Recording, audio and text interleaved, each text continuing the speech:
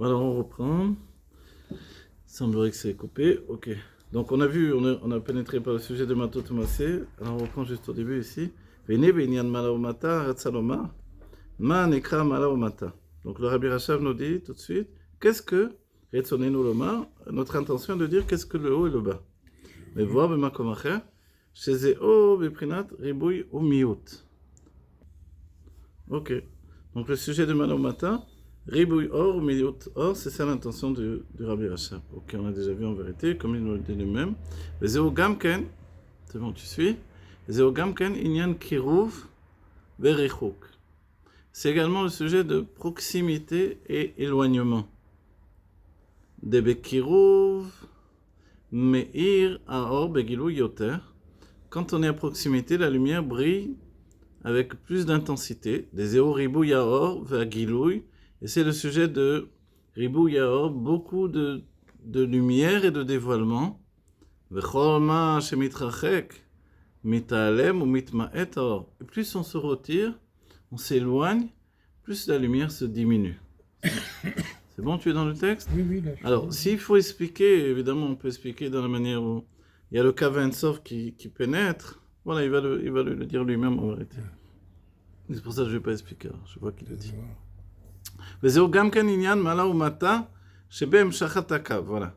Donc la définition, parce qu'on peut se dire, qu'est-ce qui est vraiment Mala ou Mata dans tout ça?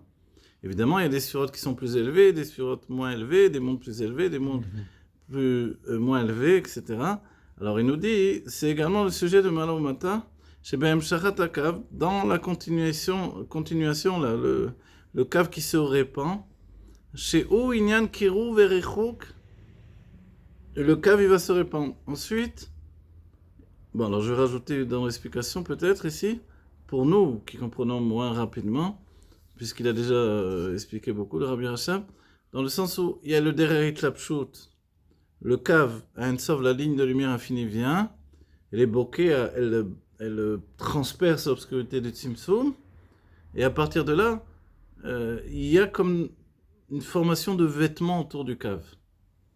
Ces vêtements, c'est le Derech Lapshut qui est important de comprendre, sinon on ne comprend pas tous les aspects de la Kabbalah.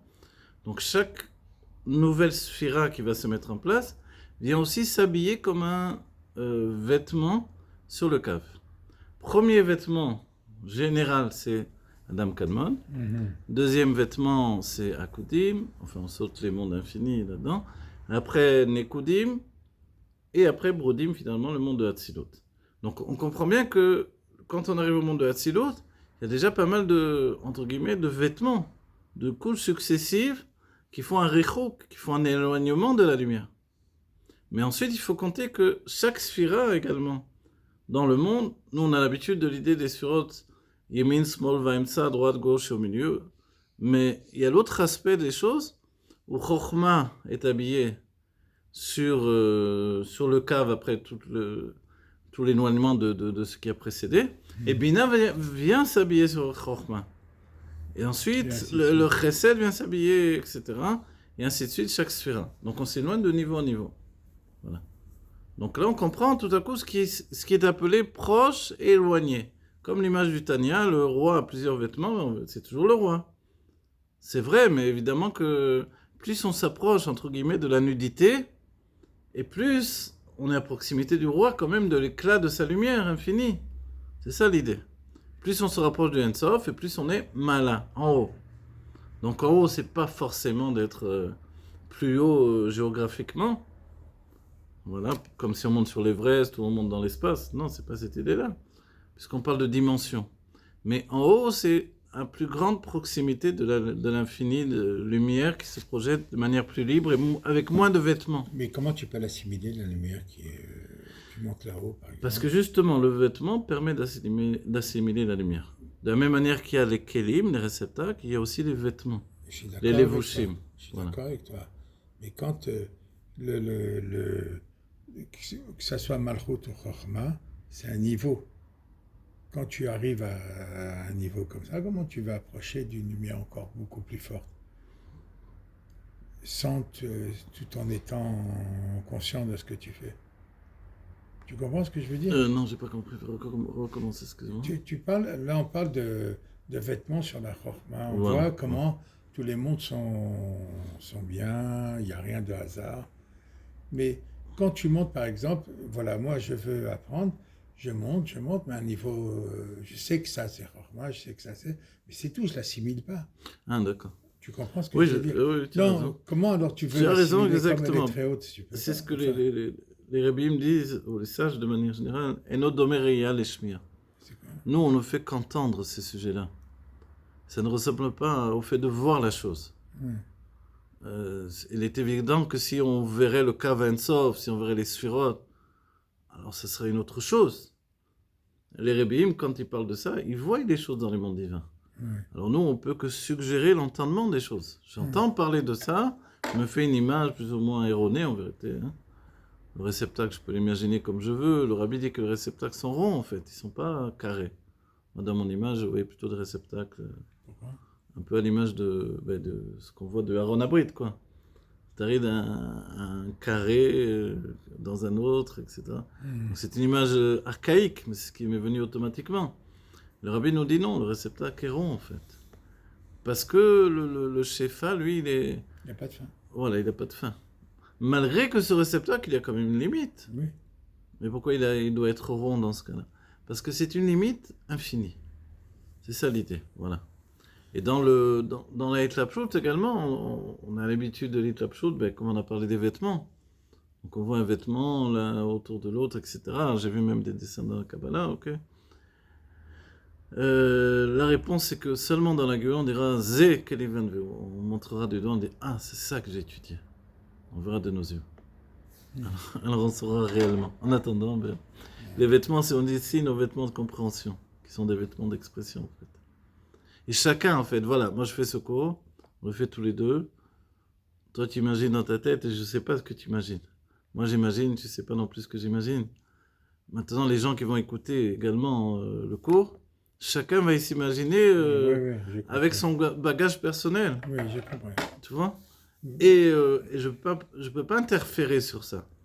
Mon intention en tant qu'enseignant, j'essaie d'enseigner tel que le rabbi le demande, c'est justement pas rajouter des exemples qui vont corporaliser les choses, en hébreu on dira les gachem, qui vont vraiment rendre les choses grossières. Non, mon travail c'est de rester le plus raffiné possible pour que les gens puissent intégrer les choses de manière raffinée également. Mais après ça dépend de leur, en hébreu on dit son reka, la personne qu'est-ce qu'elle a vécu, comment elle voit les choses, comment elle s'est raffinée elle-même. Chacun avec son travail personnel, c'est ça le chidouche. Parce qu'on fonctionne dans l'entendement, la bina. Chacun avec son yelsod. Voilà, chacun avec sa force d'influence personnelle, et peut-être que lui-même, il est capable de le transmettre à son tour. Oui, Voilà, mais seulement dans la Géoula, et c'est pour ça qu'on veut la Géoula, entre autres choses, de voir enfin le divin, parce que tant qu'on ne voit pas, c'est une autre histoire en fait.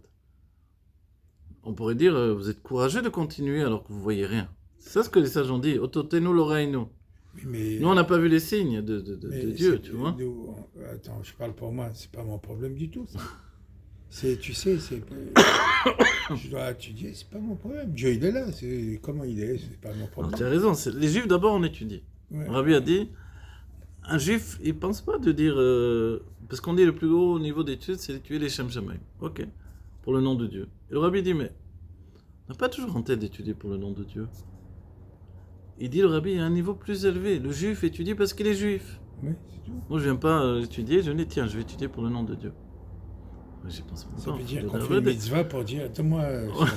Non, en fait, non, on étudie parce qu'on est juif. Qui va l'étudier ce texte-là si c'est pas moi? Tu vois? C'est Dieu, ça. Ouais. Normalement, il n'y a pas de café. Ce qu'ils disent. Non, je voulais pas renverser sur ça. Voilà. Ayeno. Alors, donc, en tout cas, on a abordé le sujet des levushim. Les levushim nous permettent de comprendre cette définition de mala ou mata, donc élevé à proximité. D'un autre côté aussi, tu sais, à proximité de Adam Arishon, il y avait plus de dévoilement et de compréhension de tout ça, c'est-à-dire de vision. C'est-à-dire que l'époque qui a précédé le déluge, donc toute cette période-là, ils avaient une vision plus claire du divin. Après le déluge, on dit après moi le déluge, après c'était déjà un niveau différent. On disait qu'ils arrêtaient les anges. Ah oui, bien sûr, Ils voilà. empêchaient les anges de faire... Voilà, exactement. Même la tour de Babel, elle était là pour contrecarrer la structure divine, etc. Elle était elle-même le derrière Tlapchou dont on parle. Elle venait faire que la Shrina s'habille à l'intérieur. On dit, ça va, vous croyez à quoi là? La Shrina va rentrer là-dedans? On va l'obliger à rentrer là-dedans. Mais c'est pas possible, qu'est-ce que vous racontez? En fait, oui, ils étaient capables de le faire par la connaissance de tout ce qu'on étudie ici, avec la Shona Kodesh véritable qui a créé le monde. Donc les pierres n'étaient pas juste des pierres, c'était chacune une lettre des noms divins qui étaient mis les uns au-dessus des autres pour enfermer le divin là-dedans. La Shrina. Et obliger l'élément masculin à se déverser, à influencer l'élément féminin. Donc Zeranpin aurait été obligé d'influencer la Malchut, laquelle aurait été enfermée dans sa part de Shrina, donc la présence divine dans ce monde, dans la tour de Babel. On dit, mais c'est possible un truc pareil? La preuve est que Dieu a dû intervenir pour leur enlever la Shona Kodesh. Il a été Mebalbel et Shonot. Il leur a donné de parler plusieurs langues. Donc ils ont perdu toute la richesse. Donc c'est une... Comment on appelle ça? C'est un enseignement pour nous aussi. Même si, comme tu veux, des fois tu veux travailler tout seul, tu veux comprendre, tu veux être tout seul comme un grand, tu aperçois que tu vas aller dans la forêt vierge. Oui. Non, je parle non, quand tu as pas raison. Oui, tu as pas de base. Voilà, oui. C'est pour ça. Alors la Kabbalah, elle a résolu cette idée-là en disant je reçois d'un maître. Oui. Voilà, moi j'ai reçu d'un maître qui a vérifié que j'avais une vraie connaissance, j'avais assimilé. Il dit alors c'est bon, maintenant tu peux transmettre à ton tour. Ok. Normalement c'est comme ça l'idée de la Kabbalah. Ça s'appelle Kabbalah, recevoir. Okay. La Chassidut, elle n'est pas structurée comme ça. Elle est structurée sur l'idée que chacun apporte sa personnalité à l'œuvre du divin. C'est-à-dire, toi, ta manière de voir les choses n'est pas moins bonne que la mienne. Et la mienne n'est pas moins bonne que la tienne. Tu vois, chacun a quelque chose de différent. Chacun, oui. On a une richesse venue d'un point de vue différent. C'est ça l'idée de la Chassidut. Parce qu'on travaille avec la Yechida, c'est pour ça. Alors voilà, on a tous la Yechida, plusieurs Yechidas. Pas confondre avec la Chaïda. Voilà, donc la Kabbalah, il faut un maître qui va te transmettre, donc sinon tu n'es pas crédible. Mais la Chassidut, on te dit non, c'est pas grave. Un jeune homme qui n'est pas encore marié et qui a commencé à étudier, ou un Baal Tshuva, ou un Olé Khadash, commence à étudier et vas-y, enseigne à ton tour. Ah, mais il faut vérifier ses connaissances, tu comprends, etc. Non, ça c'est dans la Kabbalah. Dans la Chassidut, non, vas-y, exprime et on verra bien. Au fur et à mesure, on va arranger les choses. On s'affine. Voilà, on s'affine, on répare, on enlève les erreurs, les fausses compréhensions, etc. Et puis, c'est vrai que c'est bien d'étudier avec d'autres personnes, de se confronter. Si tu étudies tout seul, alors tu peux grandir des erreurs pendant des années. Oui, oui. C'est ça le gros problème. Mais par contre, même si tu étudies avec des autres, ça ne t'empêche pas de réfléchir tout seul, parce que personne ne va le faire à ta place. Oui, tu peux faire une synthèse. Certains vont se dire, demain je viendrai étudier avec ma chavota, et pendant l'étude, on va réfléchir. Ok, c'est bien, mais ce serait bien que tu réfléchisses de ton côté également. De manière à avoir justement une vision personnelle quand tu vas venir étudier avec l'autre. C'est ce que dit au début du Hanbet, il explique que la vision personnelle ne peut aller jusqu'au bout d'elle-même que quand je suis seul. Par contre, la chavota va faire naître d'autres points de vue qui sont importants également. Voilà. Ok, alors si on reprend dans le texte, Vezeo Gamken Inyan Mala Umata Sheben Em Shachat Akav, donc le Mala Umata dans la continuité du Kaf, Kiru Verichok Moshkato Be Mevo Sharim Shar Alev Parek Bet. Voilà, le Rav qui m'enseignait la Kabbalah, le Rav Reuven Yasha, il étudiait beaucoup Mevo Sharim. Là je vois le Rabbi Yasha le rapporte beaucoup. Il y a plusieurs livres du Harizal, Shar Akdamot, etc. Et lui je me rappelle, il disait Mevo Sharim, il y a parmi les choses les plus importantes dans les formulations. C'est-à-dire de tout ça, finalement, on formule les mêmes enseignements. Tu cherches, tu tournes, tu dis, ok, en vérité, tout ça, je peux l'étudier en une journée. Alors, qu'est-ce qu'on fait après? Après, on explique, on réexplique, on confronte les idées, on restructure, tu vois? C'est bien qu'on peut faire 1 livre, 2 livres, 3 livres aussi gros que ça. Pardon. Ayenu. דמקצהו העליון שהוא בבחינת קירוב אל המקורו, מאיר שם האור בגילוי יותר, Chol ma shenimshar ou mitrachek mimkoro, mitmaet ou mitalem. Oh, voilà. Il dit, dans l'extrémité de la lumière, telle qu'elle est proche de la source, là-bas, la source brille avec toute son intensité. Donc forcément, on est les malins en haut. Et plus on s'éloigne, et plus forcément il y a des levushim, il y a des vêtements d'expression qui vont venir masquer la lumière. Je vais descendre et la lumière va se limiter. Évidemment, c'est pas, je fais ce geste-là de haut et de bas, c'est beaucoup plus une idée de dimension que l'on pénètre et duquel on s'extériorise en fait. Ou kemo al ramachal, comme à titre d'exemple, beor aner, la lumière de la bougie, enfin la bougie c'est un mot qui n'est pas juste. Le nerf, c'est souvent, d'après la Gemara ou la Mishnah, c'est une lampe à huile, en fait. O gam be'or avuka shebekiruv meir arbe. Ou alors une torche. La lumière d'une torche, quand on se rapproche de la torche, la lumière est extrêmement forte. O berichuk makom eno meir kolka. Mais quand on s'éloigne, ça ne brille pas tellement. Et mioto, oto aor atzmo, compte tenu que c'est la même lumière. C'est juste que quand on s'éloigne de cette lumière, alors elle se voile et elle se diminue. D'accord? Tout ça, c'est ce qu'on appelle la Tzilut Haolamot. Quand tu te rapproches de la lumière... Quand tu rapproches de la lumière, forcément, elle brille dans une grande intensité, oui. Tu es éclairé, Oui. Mais plus tu te retires et oui, la lumière s'éloigne. Donc je suis là dans la pièce, je me retire là-bas, il y a moins de lumière, et ainsi de suite. C'est ce que l'on a dit pour la Hatzilut Haolamot. Oui, non, mais c'est-à-dire que il y a d'autres vêtements qui recouvrent. Ça, c'est encore, voilà. Si on regarde le machal des vêtements, évidemment, il y a d'autres vêtements qui recouvrent, et qui masquent la lumière. Oui. D'autres vêtements, c'est aussi, pour un élève par rapport à ses maîtres, c'est aussi les maîtres avec leur compréhension successive. Tu vois? Quand on est quelqu'un comme Rabbi Akiva, qui a reçu de plusieurs maîtres, son travail était aussi de de remonter de par lui-même jusqu'à la source du savoir. Oui, mais il a eu des maîtres. Il a eu un maître qui s'occupait de lui personnellement. Oui, il a eu deux grands maîtres, pas forcément personnellement. Après, oui, quand ils ont vu sa valeur, oui. Au départ, non. D'abord, il y avait Rabban Gamiel qui enseignait à tout le monde, et puis il a eu Rabbi Eliezer Agadol. Non, mais ça, c'est bien et après. Puis Rabbi Yoshua, c'est dans la suite des événements, une fois qu'il s'est dévoilé, effectivement. Au début, il recevait comme tout le monde de la même information. Oui, et Gamzou. Ah oui, Gamzou, tu as raison. Exactement. Bon, c'était la grande époque des Tanaïm, donc oui, il y avait de qui recevoir, effectivement. Par exemple, on dit que Rabbi Meir est venu étudier avec Rabbi Akiva au début, et c'était trop difficile. Donc c'était dans sa jeunesse, c'était trop difficile, il n'avait pas encore le niveau. Il a été étudié avec Rabbi Ishmael, et ensuite il a pu revenir étudier avec Rabbi Akiva.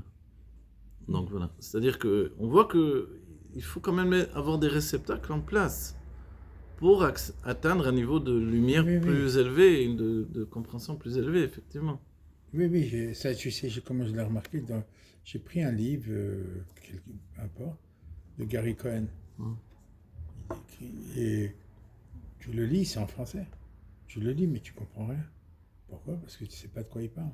Ah, le sujet de Niana chez Torah Chassido, je crois qu'il a traduit en français. Il a traduit un livre. Oui. Bon, c'est une perte de temps. C'est-à-dire, quelquefois en français, c'est encore plus compliqué. Tu vois comment on est compliqué, les Français. C'est-à-dire que là, quand j'ai lu en hébreu, alors évidemment, je comprends tout de suite. Quand il faut le traduire, on s'éloigne déjà. Là aussi, on prend un vêtement différent. Puisqu'il faut expliquer. Traduction, c'est déjà une interprétation d'un certain point de vue. C'est vrai ce que tu dis, parce que des fois, quand tu lis le Tanya, et tu t'aperçois que le mot français, il ne veut rien dire. Le mot français. Même le Chumash, des fois, tu dis, c'est quoi ce mot? En plus, il y a plusieurs sortes de traductions. Traduction enjolivée, etc., élégante, machin truc. Alors, c'est compliqué. Alors, moi, j'essaie de faire une traduction la plus simple possible. Un langage simple, parce que les rébim ont un langage simple. Alors, la parenthèse, Machal Agashmi, dans un exemple matériel, ou Shenichle Aor, c'est le fait que la lumière, Nichle, ça peut avoir le sens de. Évidemment, on a pris l'idée qu'on s'éloigne de la lumière. Maintenant, il nous dit Nichle dans le sens la lumière s'éteint. Chez Eno Shayach Chazve Shalom. Donc si la lumière s'éteint ou elle se diminue, c'est-à-dire si tu as une torche ou une lampe à huile, moins il y a d'huile et plus la lumière va se diminuer forcément. Oui, oui. Beruchaniyot, donc et ça, cet exemple-là, on ne peut pas le donner au côté spirituel. Évidemment, la lumière divine ne s'éteint pas. Rak ma shemita'alem shezeo amiyut. Donc, quand on parle dans le divin, évidemment, on n'a pas retiré de la lumière. La lumière est toujours la même. Mais, comme tu l'as dit, il y a des vêtements qui font qu'elle est diminuée. וזהו מה שכתוב בעץ חיים די בחוכמה מאיר אור אינסוף בקירוב מקום ובבינה בריחוק מקום ובזה דרך חלון ובמלכות דרך נקב. Voilà, alors on va revenir sur ce point-là. Regarde, là c'est une explication, donc qui vient de la Kabbalah évidemment, dans le Etz Chaim, qui est le livre de base de toute la Kabbalah moderne, on va dire. Il nous dit, regarde, dans la Chokhma, Meir Or Ensof Bekiruv Makom. Dans la Chokhma brille le Or Ensof Bekiruv Makom, à proximité. D'accord? Dans la Chokhma est à proximité du Keter, Oui. reçoit du Keter. Donc le Or Ensof, qui provient du Keter, brille à proximité. Même si la Chokhma, elle n'a pas conscience directement du Keter, mais elle brille, elle jouit de cette lumière-là. Ou Bebina Berichok Makom. Dans la Bina, il y a déjà, j'allais dire un sentiment, c'est peut-être pas le mot juste, mais une situation d'éloignement par rapport à la source de la lumière. Ce qui devient la réia, la vision, devient l'entendement. Ou Veza, ensuite dans Za, les Zeranpin, les sentiments divins, Chesed Gvurah Tiferet Netzarot Yesod, Derech Chalon. Lui, Za, il ne va plus recevoir que par le biais d'une fenêtre. C'est une image. Ou Bemalchut Derer Nekev. La Malchut ne reçoit plus que par le fait d'un orifice. C'est pour ça qu'on appelle Nekeva également. Nukba, Nekeva, qui veut dire féminin. Okay, En fait, voilà, en fait, il souligne le fait que la réception de la lumière vient à partir d'un orifice uniquement. C'est-à-dire, on aurait une pièce. Cette pièce est plongée dans l'obscurité, je frappe, je fais un orifice dans le mur, la lumière du soleil va rentrer. Ça, c'est le niveau du soleil, entre guillemets, évidemment, mais ce serait le niveau de la Malchut. Pour Zeranpin, on a ouvert une fenêtre, c'est beaucoup plus de lumière qui va rentrer. Oui. Voilà. Pour la Bina, on est déjà à l'extérieur, mais elle est quand même loin de la lumière. Pour Chokhma, alors là, il est carrément en face à face avec la lumière. Face au soleil. Voilà. Dès Bechorma Meir, Aor Begilou Yoter. Dans la Chokhma, la lumière va briller Begilou Yoter avec plus d'intensité. Que Moal de Ramachal, Beaskalat, Eze Sechel. Comme à titre d'exemple, lorsque l'on réfléchit sur un sujet intellectuel, Are Benekulat Askalat de Chokhma Meir, Aor Sechel Begilou Or Rav. Alors, dans le point de réflexion de la Chokhma, réflexion, c'est peut-être pas le terme juste, Askala, ça veut dire intelligence.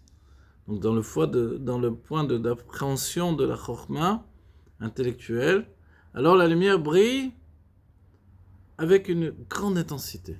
Si bien que la Chokhma, elle n'est pas basée sur le questionnement, sur la recherche. Elle est basée sur l'évidence. Pourquoi c'est tellement évident pour la Chokhma ? C'est que la réponse, elle apparaît immédiatement. Si bien qu'il n'y a même pas besoin de formuler une question. La question viendra après dans la Bina. Mais tu vois ce que tu dis. Tu dis que la Chokhma, elle n'a pas besoin de... La Chokhma, c'est comme Malchut. Voilà, c'est... Tu as quelque chose Alors, qui sort. la Malchut, on appelle Chorma Tata, la Chorma inférieure. Ah, d'accord. Ok. D'accord. Donc la Chorma, elle a la vision du divin. Oui. Donc, elle n'a pas vraiment... C'est pour ça qu'elle est un peu fainéante, entre guillemets. C'est le côté masculin qui est là, qui... Nonchalant. Voilà, nonchalant. Il ne veut pas tellement s'investir en vérité.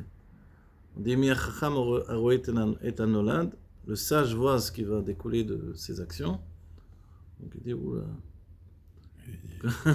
Pourquoi je me fatiguer à tout ça, voilà.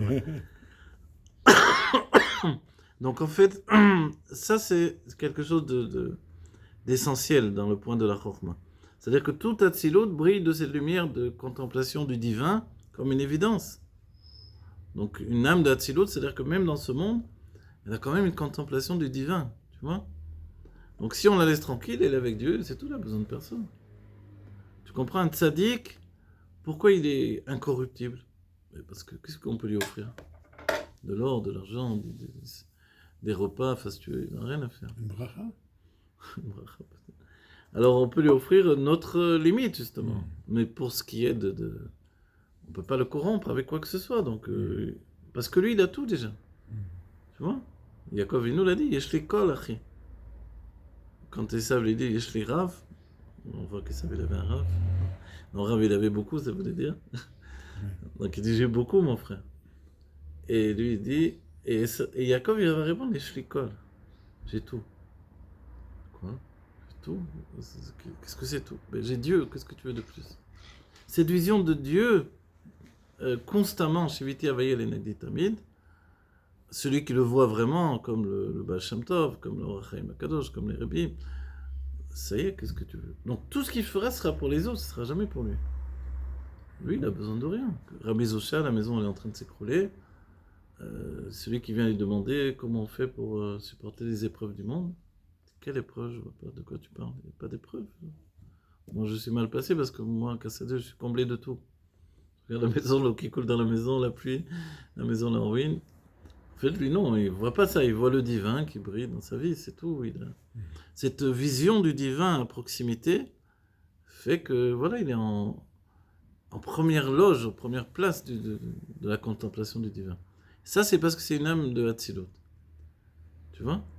C'est bien qu'on dit même que Rabbi Zosha, quand la première fois l'Admorazaken est arrivé à Mezrich, et il est passé devant la maison où se trouvait Rabbi Zosha, il a commencé à trembler Rabbi Zosha.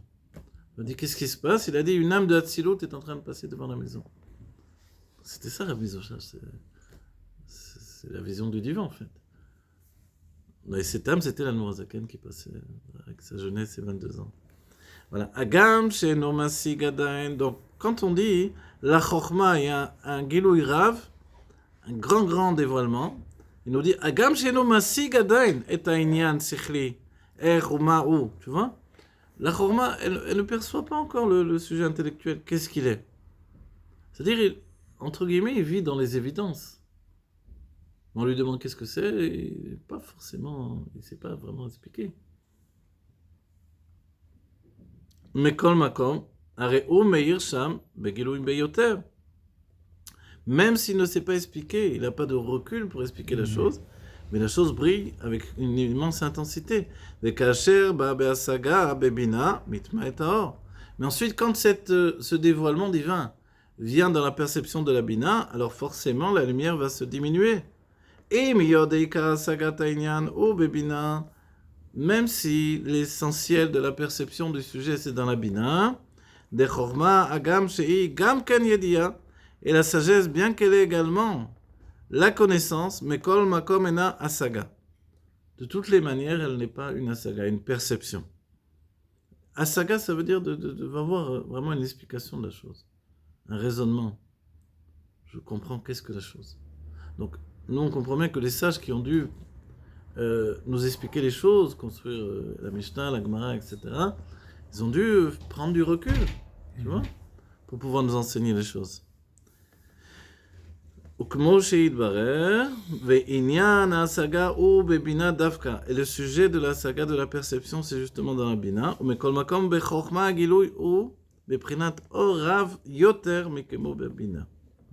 Et dans la Chokhma, de toutes les manières, même si la Chokhma ne comprend pas ce qu'elle a, ce qu'elle contemple, ce qu'elle perçoit d'infini, alors, et que ce dévoilement, il va être connu, compris, intégré, analysé dans la Bina, mais dans la Chokhma, il y a la vision de la chose. Que Moshe Invaler, perek Lamed Gimel. Mais kol makom gam bebina meira or beitcharvut demochin bichlal meir baem gilui haor. Il nous dit, même si dans la Bina, ça va briller quand même de manière large. La Bina, elle est pas non plus exemple de dévoilement divin. C'est bien que dans la Bina, il va y avoir une itpalou de la Bina. Il va y avoir un émerveillement des choses. Un émerveillement intellectuel du fait de la proximité de la lumière. Mais c'est une lumière qui est en Keli Sheni, si tu veux. Oui, mais en elle deuxième vit, réceptacle, c'est qui est vie. un hors roser, mais elle est vivante. Ouais, elle est Effectivement. vivante que dans la chorma. C'est Dans la pas vivant. chorma, c'est la contemplation immobile. Tu Voilà. vois la lumière, tu es là, tu regardes, tu C'est bronzes. tellement puissant que tu es comme annihilé par la lumière, par l'éclat de lumière. Ouais. Dans la bina, par contre, non, tu construis la lumière. Voilà, la lumière, on parlait de lumière, la lumière a été. Ma shenken beza ou derech chalon. Et quand on dit que dans Zeranpin, les midot, c'est dans le derech chalon, shei beprinan miyut or, alors, là, c'est déjà, la lumière est déjà retrécie. C'est-à-dire que pour que la lumière puisse s'habiller dans les sentiments, alors elle passe dans un niveau où elle va, on peut dire, elle va se transformer. Comment on passe de l'intellect au sentiment? Tu vois? L'intellect, c'est le feu. Voilà, l'intellect, c'est comprendre. Non, ça peut être le feu, mais le feu de la compréhension dans la bina. Mais par rapport au sentiment, c'est froid l'intellect quand même. Oui. Et les sentiments, c'est tout beitlavut, c'est tout. Comme on voit les chevrais ici en Israël qui sont très. Comme ça, avec beaucoup de regesh, etc. Donc pour que ça rentre chez lui, il a besoin que ça soit vraiment retréci, qu'il puisse cloisonner cet enseignement-là, de manière à ce que ça n'efface pas sa vitalité non plus. Ou kemol ramashal or hashemesh, are mechutz labait, ou meir beitravut bechol shetar hamakom. Par exemple, la lumière du soleil, à l'extérieur, elle brille de partout. Dans tout l'espace de l'extérieur. Bebait meirak derech achalon, shatfanot mastirim el haor. Mais dans la maison, elle brille uniquement que par l'intermédiaire de la lumière de la fenêtre. Tu vois, des carreaux de la fenêtre. Donc s'il n'y avait pas de fenêtre dans la maison, la lumière du soleil ne brillerait pas. She'eno meir beitravut tor habayit rak derech achalon levad. Voilà. Dans la maison, elle brille par l'intermédiaire de la fenêtre, uniquement, et non pas tel que c'est à l'extérieur de la lumière. Donc ce qu'il dit, c'est que les sentiments qui sont exprimés par l'idée d'une fenêtre, toute la maison n'est illuminée que par la fenêtre. Quand tu fermes les volets, il n'y a plus rien qui rentre. Donc dès que la fenêtre est ouverte, ou la fenêtre est faite de carreaux qui laissent pénétrer la lumière, c'est ça ce qui va éclairer l'intérieur d'une maison. ולכן אמרו רז"ל, הסדרה לאורה נבדקת מפני שהאור שם בריבוי, מה שאין כן הבית. Il nous dit, par rapport à Pessah, les sages ont dit, הסדרה לאורה נבדקת, alors מפני שהאור שם בריבוי, מה שאין כן הבית. Quand on est dans la cour, on peut faire l'abdika avec, comment dire, on peut faire comment dire en français l'abdika? Avec une bougie. Oui, l'abdika, on comprend le mot, d'accord. Donc chercher le chametz, chercher le chametz avec la lumière du soleil de l'extérieur. Voilà, mais quand on est à l'intérieur de la maison, alors on ne peut pas chercher de la même manière. Attends, peut-être j'ai pas bien lu. כמו למשל אור השמש, הרי ולכן אמרו רז"ל, הסדרה לאורה נבדקת מפני שהאור שם בריבוי מה שאין כן הבית. Par contre, dans la maison, on va nous demander de faire l'abdika באור הנר, avec la lumière d'une bougie. כמו כן יובן דבזה כשמאיר רק דרך חלון, הרי זה בבחינת מהירות האור. Et de cette manière-là, il sera compréhensible que dans Zeir Anpin, lorsque la lumière va briller uniquement par l'intermédiaire d'une fenêtre, alors la lumière va être retrécie. Miutaor. On a dit Miutaor, le peu de lumière. C'est-à-dire que les sentiments, pour pouvoir gérer, entre guillemets, les émotions, ils ont besoin d'une lumière intellectuelle d'un niveau faible. Parce que si l'intellect prend le dessus, ça va annihiler complètement les sentiments. Tandis que si il y a un petit peu d'intellect, mais cet intellect il est là pour éclairer les sentiments, alors les sentiments peuvent s'exprimer. כמו למשל פסק דין, הבא לאחר אריכות הפלפול בכמה טעמים וסברות. Comme par exemple, à titre d'exemple, un psak din. quand on a longuement discuté, et finalement on va donner un psak din, un décret de halakha, de loi, alors, c'est qu'on a tranché la loi. Sous-entendu, on a réduit tout le raisonnement pour prendre une décision qui fait... Cette décision est forcément une réduction de tout ce qui a précédé. Voilà. Donc, et le psak din, c'est quoi? C'est autoriser chesed, interdire gvura. Autoriser générosité, interdire rigueur. La personne arrive avec son plat, est-ce que je peux le manger, son poulet, etc. Je le goûte d'abord. הרי בפסק דין אינו ניכרים הטעמים והסברות רק מה שפוסק כך וכך. Voilà, dans le psak din, quand il y a le décret de halakha, quelquefois les rabbanim d'ailleurs ne s'épanchent pas tellement en explication. Ils disent motar, assour, etc. S'ils n'ont pas détecté chez toi que tu es investi également dans la compréhension du sujet, ils vont juste te dire la halakha, quoi, c'est tout. Tu viens, c'est kasher, c'est pas kasher, on peut faire ça. Comme un dîner de, tu sais, quand un khatan qui vient de se marier, il apporte le aide de sa femme, est-ce que c'est permis, interdit? Il y a une fois, je ne sais pas avec qui, il a dit c'est kasher, mais pour toi ce n'est pas kasher. Ah. Alors voilà, c'est pour ça que le psak din il se fait selon Shulchan Aruch, parce que dans les Issur ve'Heter, donc ce qui est permis et interdit, alors il y a des conditions. C'est passé avec le Magil de Mezrich. Non, avec l'autre. Mais par exemple, il y a beaucoup de cas, quand on étudie Basar ve'Chalav dans les textes, on voit qu'il y a des conditions. Pour le riche ou pour le pauvre, c'est pas la même chose. Oui, oui. La veille de Shabbat, Seudat Mitzvah, pas Seudat Mitzvah. Chisaron Kis, c'est-à-dire tu n'as plus d'argent pour acheter de quoi manger. Alors là, c'est pas le même. C'est passé avec le gars de Vilna. L'histoire, et il lui a dit, il lui a amené un poulet, et le gars de Vilna, il dit pas caché.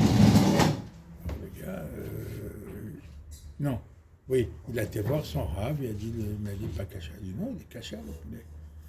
Il a appelé le gars de Vilna, au moment de le manger, il tombe dans le lait le poulet. Donc il n'a pas pu le manger. Alors il lui a dit, pour le gars de Vilna, c'était pas caché, mais pour le rave, c'est caché. Voilà, donc ça peut être des conditions, effectivement. Des conditions, c'est vraiment bizarre. Effectivement. Non, c'est pas toujours bizarre, c'est que on peut permettre, c'est mieux de s'empêcher, voilà. Mais dans des situations, quelqu'un qui a fait une bar mitzvah, et puis ils ont mélangé des aliments permis et interdits, etc. Alors il y a le bitoul de Béchichim qui intervient, etc. Et si c'est un milliardaire, en 5 minutes, il peut rapporter la marchandise pour remplacer. On va dire, je suis tout, c'est pas caché, j'ai tout ça. Et s'il n'est pas milliardaire, il a mis toute sa fortune pour faire le mariage de sa fille. Oui, il est mal. Alors on va trouver comment lui permettre la chose. Ça ne veut pas dire que c'est interdit, que c'est permis. Si on peut s'en empêcher, c'est mieux. Voilà. Donc le Rav, il doit analyser selon la situation. Elle n'est pas toujours équivalente à chacun, effectivement. C'est-à-dire que c'est permis, mais il vaut mieux comme les sages ont fixé des barrières, alors on se retire de ça. Si j'ai les moyens, je m'en empêche. Mais s'il n'y a pas les moyens, ok, d'accord. Parce qu'il y a toujours de quoi les vatels annuler la chose. Voilà. Donc ici, la même chose, effectivement. C'est comme l'idée que tu as dit, ben, mon poulet, je peux le manger ou je ne peux pas le manger. Il y a une histoire chez les rabbanim comme ça. La femme, elle attend, et le Rav, il rentre dans toutes les discussions, tous les poskim, etc. Elle a dit, mais je peux le manger, mon poulet, je ne peux pas le manger, c'est ça qui m'intéresse, moi. Donc, ça, c'est les sentiments. L'intellect, lui, il ne fonctionne pas comme ça. C'est froid. Voilà, il va rentrer dans toutes les spéculations, il y a lui qui interdit, là-bas il y a le char, là, le taz, la périmégadim, ouh là là, la femme, elle dit, mais attends, ma casserole, elle attend, j'ai des invités, qu'est-ce que je fais? C'est ça l'idée. Aré becha, ce sont des sentiments, ça veut dire. Aré becha, yeshbo, kol hatamim, והסברות, רק שאין בהלם ואינן ניכרים בגילוי וכו'. Nous dit en vérité, c'est sûr que dans le psak halakha, il y a tous les raisonnements qui ont précédé. Donc dans les sentiments, il y a tout l'intellect qui a précédé. Mais il est totalement voilé. Et l'intellect, pour nous, ça devient la halakha. Permettre, interdire, etc. Oui, mais la personne qui dit la halakha, elle a déjà toute la chose sur elle. Voilà. Et là aussi, on est la possibilité de permettre d'interdire selon les conditions. C'est-à-dire d'activer son chesed ou sa gvura selon le cas. C'est-à-dire, ça vient à l'inverse, tu sais, de la lumière qui rentre dans une paramétrie, une malroute. Et le Rav, lui, c'est ce qu'il y a derrière, il te rentre comme malroute, il te donne Bravo, c'est très pour bien. que tu puisses comprendre. Voilà. Bon, voilà, on va arrêter là. Acholé ici pour l'instant, parce que le minyan se met en route. Voilà, qu'on ait ce route de la Géoula Mitzvah Shlema. On a un petit peu avancé dans l'étude de ce Mahamar. Comprendre un petit peu de la lumière de Rabbi Rachab. Que Dieu fasse qu'on se retrouve dans la Géoula. Tous les tzadikim, tous les Yehudim de tous les temps.